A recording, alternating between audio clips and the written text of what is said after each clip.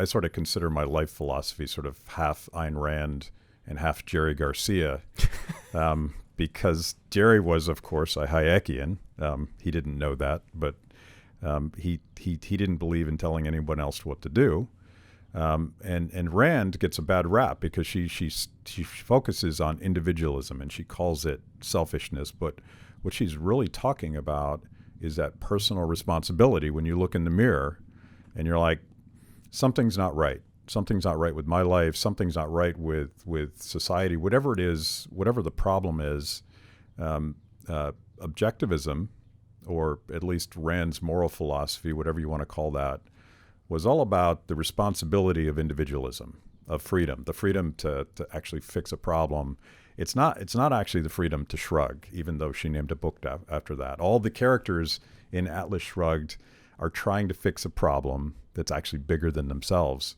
So I feel like it's a fundamentally libertarian thing, but anybody promises you that you're not going to have to work your ass off, again, they're lying to you. Well, and I think to talk about Ayn Rand for a minute, when I first read I read Atlas Shrugged. I thought it was. I thought the writing was okay. I thought the messaging was amazing, but when I started to study objectivism a little bit, it turned me off. This idea that personal pursuit above anything else, and there's no real discussion of charity and helping others. And I'm not one who really believes in sacrifices. I believe in choices. Mm-hmm. I think sacrificing, using that term, makes you a victim. Yeah. It allows you to put yourself in a victim state.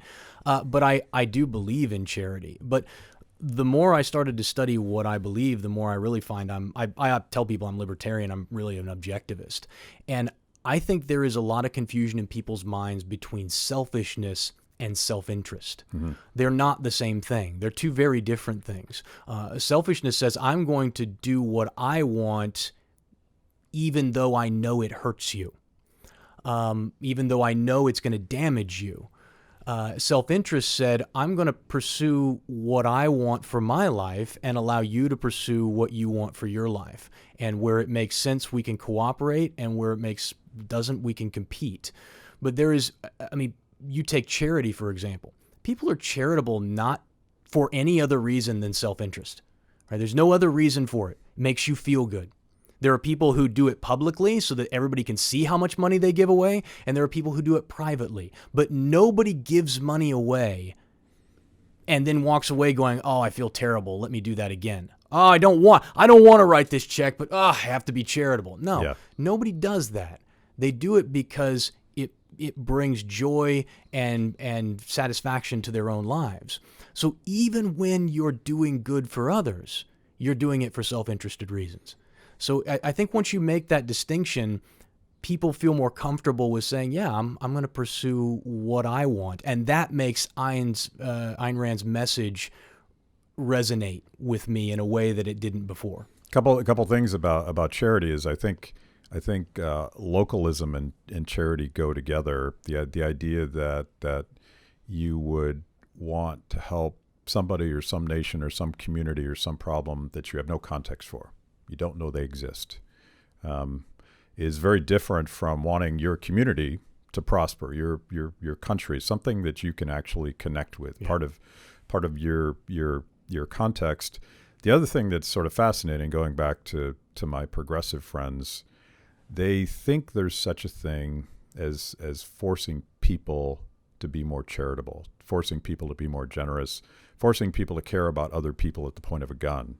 And I've never got it. Like it's a choice that you make, and it can't be a forced choice. Well, to me, it's a form of selfishness, is what it is. For you to suggest that I think this is important, and therefore you need to give money to the thing I think is important, is selfish. If you want to take a look at Bernie Sanders. I don't. He'll be in the news. He's going to be around.